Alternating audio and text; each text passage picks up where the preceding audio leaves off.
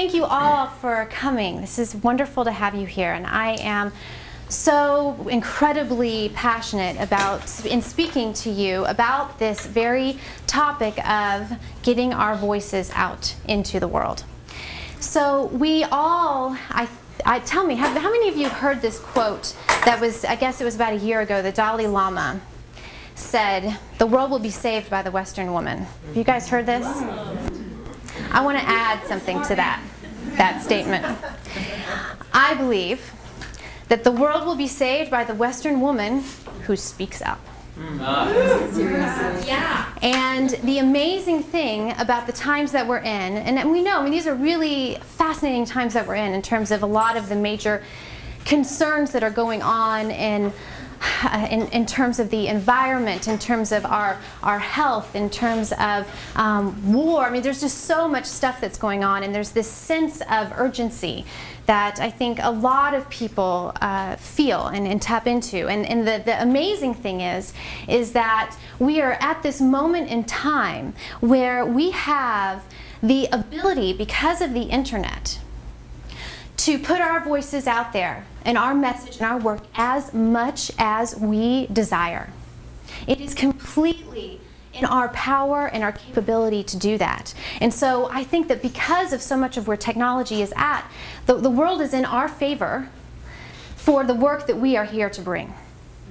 And it absolutely takes us owning the incredible value and the importance of our voices and our message and our work in the world, and learning what to do with the intensity of, I guess I would say, as most people share it with me, of the fear or the nervousness or the resistance that can come up in having us feel like held back in doing that. Does anybody here, I mean, raise your hand if you feel some sense of fear or resistance in getting your voice, your work, your message out in the world in some way. Really stuff. Yeah. This is a common experience. I mean, the statistic out there that more people fear public speaking than they do dying. Yeah, like what is that?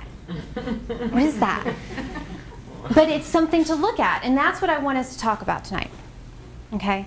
Now there's a lot of different techniques and things that you can do to be a powerful public speaker, and there's a lot of different trainings and things out there, but what I'm interested in supporting you all in is this evening leaving with a revolutionized experience of your relationship to this thing that you may call fear or resistance, in getting out there and sharing your voice and your message with the world. And that perhaps the fear or the resistance or the intensity of that feeling in your body is actually the very thing that is going to make you profoundly charismatic, filled with incredible presence, and is the very thing that is going to assist the power of your voice. Okay? So let's get to the heart of what is this thing, this fear of whether it's public speaking or getting in front of a video camera or doing a sales presentation, putting out a blog post. I mean, like sometimes, I mean, I've been there. I've been like afraid to write a Facebook post sometimes, you know? It's like, is that the right thing? What are people gonna say? I've like written them and I've deleted them right away, you know? Has anybody else done that? Okay, good. I'm not the only psycho. Oh, you're in good company.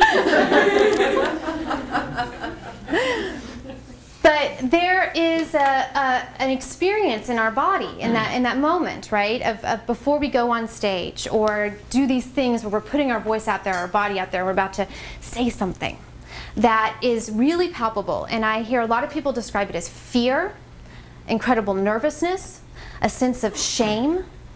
Does anybody experience this? Do you know what I'm talking about? This feeling in your body?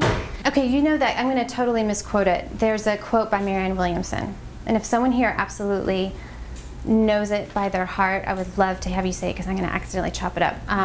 It's something to the extent of, it's not our fear of being rejected, but it's our very light that we fear the most, yeah? It's this fear of being seen that is so intense for us.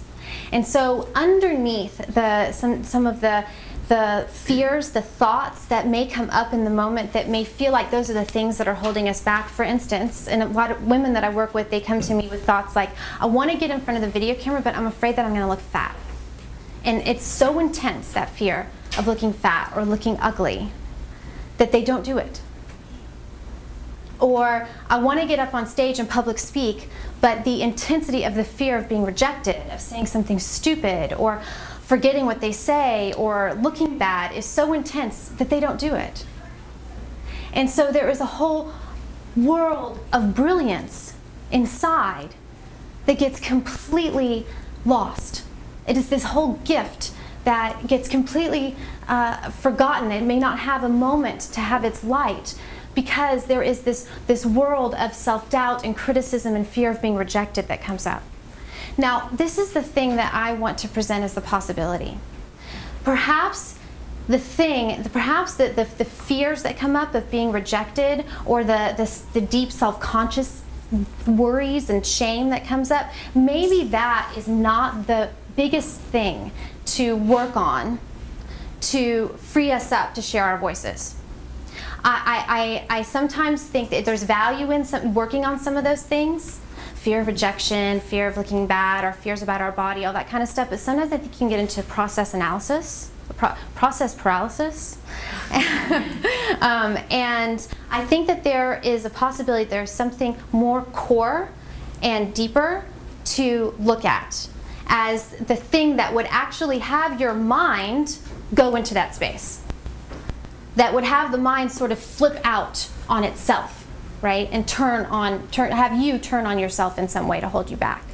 And what it is I believe, this has been my experience, that there is a fundamental fear of being seen that has everything to do with not knowing what to do with the intensity of the energy that's coming at you when you get on stage. Not knowing what to do with the intensity of energy that's coming at you when you get in front of a video camera. It's so not, it's like so subconscious. It's happening in a realm of existence that we don't normally think about. And so our body mind gets into a way of, oh my gosh, there's all this energy coming at me, but you're not thinking that. But what's actually going on is like, okay, I've got to deal with this intensity of energy coming at me, and it turns on itself to try to protect you in some way. Okay? Because it has all of this energy it doesn't know how to relate with.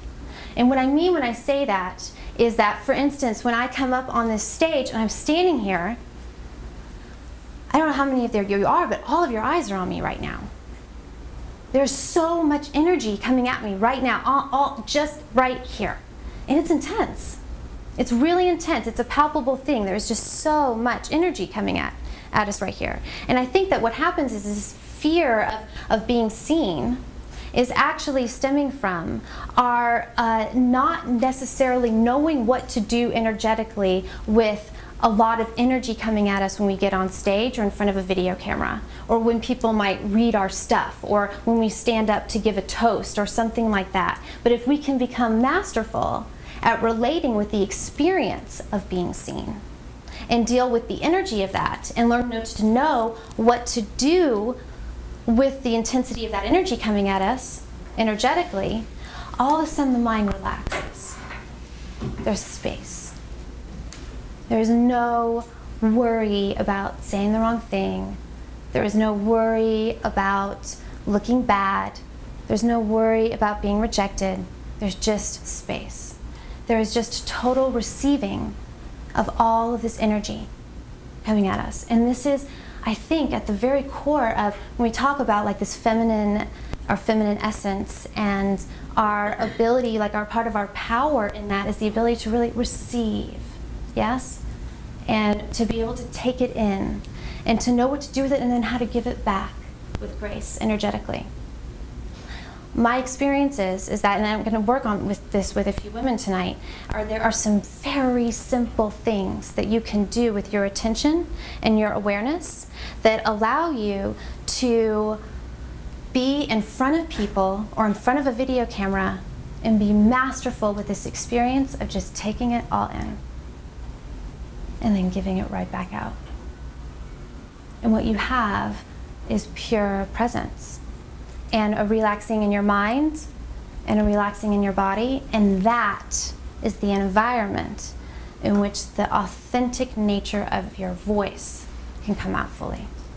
Ooh.